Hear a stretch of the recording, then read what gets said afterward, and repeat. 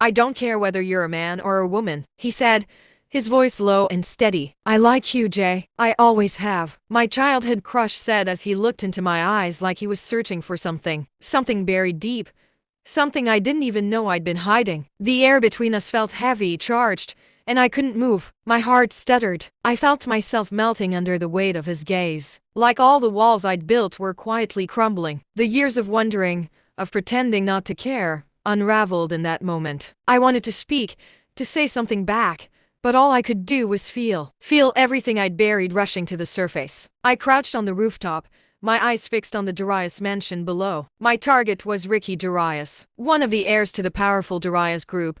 My employer had given me a single instruction: eliminate him. I adjusted my gloves, my mind focused on the task ahead. I'd been an orphan, adopted by a family of assassins who'd trained me to be one of their own. Now, at 22, I was a superclass assassin, feared by many. With a deep breath, I leaped off the rooftop, landing silently on the balcony of Ricky's room. I picked the lock and slipped inside, my dagger at the ready. But Ricky wasn't there. Instead, I found a stranger, a young man with piercing blue eyes and chiseled features. He was shirtless, his muscles tense as he faced me. "Who are you?" he growled. I didn't hesitate. I lunged at him, my dagger flashing in the dim light. But this stranger was no pushover. He fought back, his fists flying towards me. I dodged and parried, my training kicking in. But this man was a skilled fighter, and soon I found myself on the defensive. In the heat of the battle, my ring slipped off my finger. I didn't notice, too focused on staying alive. But when I finally managed to escape,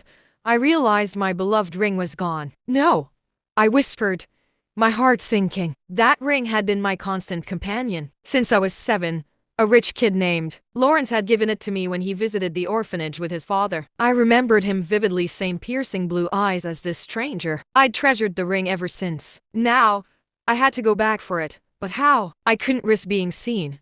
Not after that fight. But the thought of losing my ring forever was unbearable. As I pondered my next move, my mind drifted. I slid back into the Darius mansion, avoiding detection with ease. My skills had been honed to perfection, and I knew these halls like the back of my hand. I reached a room where I'd lost my ring, my eyes scanning the space. It was empty, just as I'd hoped. But then, I sensed a presence behind me. I spun around, my dagger flashing in the dim light. A figure emerged from the shadows, the same stranger from before. Sitting in a chair in the corner, he held up my ring, his eyes glinting with curiosity. "Looking for this?" he asked, his voice low and smooth. I wanted to snatch it from him, but I knew better. Instead, I sheathed my dagger and took a step forward. "That's mine. Give it back." He pocketed the ring, his expression unreadable. "Where did you get it?" he asked, his voice firm. I hesitated, unsure how much to reveal. "It's mine. That's all you need to know." He raised an eyebrow, clearly unconvinced. "Save it.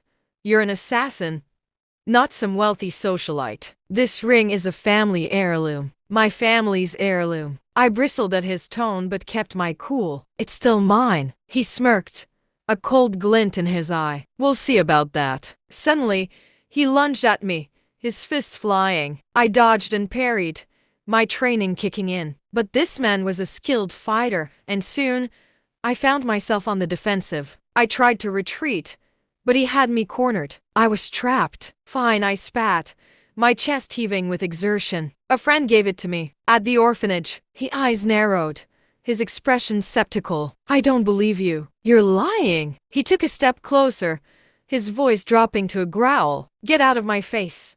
Now." I glared at him, my heart pounding in my chest. But I knew when to retreat. I turned and fled, my ring still clutched in his hand. As I emerged into the night air, I couldn't shake the feeling that this wasn't over. Not by a long shot. As I stood in my living room, my adoptive parents scolded me for my failed mission. My brothers and sisters watched with interest, their eyes gleaming with amusement. I was about to retort when a sleek black car pulled into our compound. My eyes widened as I recognized the man stepping out, Lawrence Darius. My heart sank, and I tried to run back inside, but his booming voice stopped me. "Jade, we need to talk." My parents emerged, followed by my siblings. They exchanged wary glances with Lawrence. "What do you want, Mr. Darius?" my father asked gruffly. "I'm here for Jade.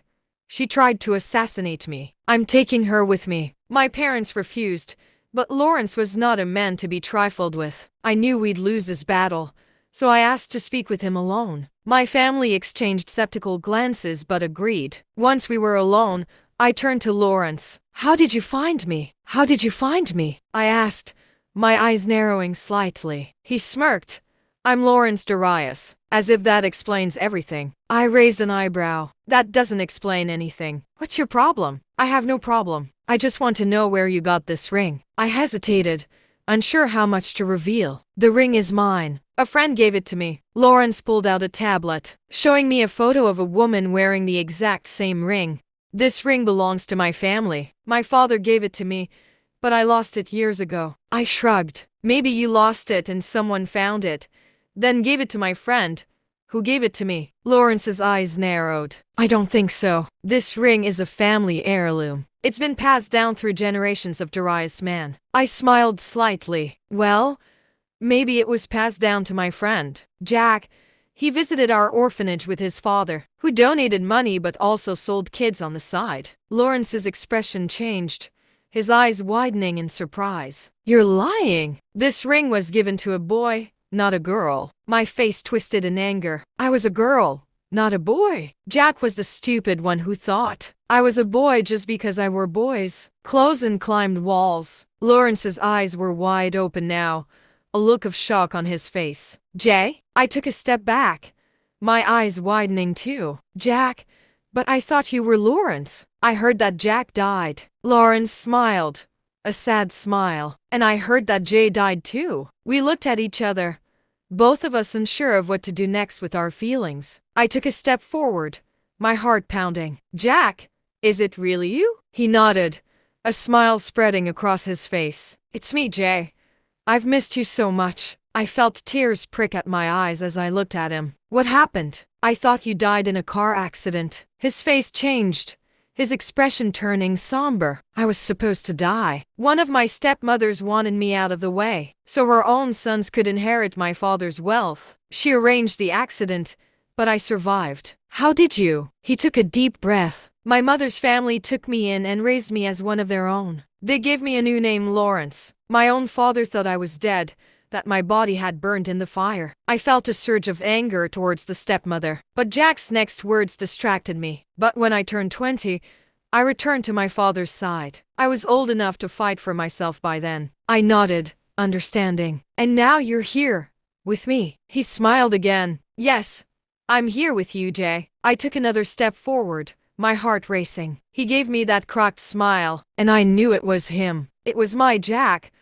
I always had a thing for him, but I couldn't tell him. After all those days, he thought I was a boy. So, what about you? He asked. Why does the orphanage people think you died? I hesitated, unsure how he'd react. My family is unlike any other. We're a family of assassins, trained to be silent and deadly. My parents didn't plan on having kids, but they needed tools for their work. So, they adopted us, and now there are 5 of us, 4 boys and me, the only girl. I was a surprise, though they thought I was a boy at first. But when they found out I wasn't, they couldn't return me. Instead, they kept me and fabricated a story about my death to keep my existence a secret. The orphan director had to go along with it after all. As assassins, we have to live in the shadows, unknown to the world. It's a strange life, but it's the only one I know. Jack's eyes widened in surprise. And they made you an assassin too? I nodded. Yes, but I don't want to do it anymore. I want to be normal. That's why they gave me the mission of eliminating Ricky Darius. They had promised to let me go if I had executed 100 of my missions perfectly. And Ricky Darius was the last one. Jack took a step closer, his eyes burning with intensity. Marry me, Jay. I'll take you away from this life. I was taken aback. Marry you? But I love you, Jay. I loved you back then, and I love you now. That's why I gave you that ring back then. But you loved Jay the boy, not me, I said in panic. Jack shook his head. No, I loved the person, Jay.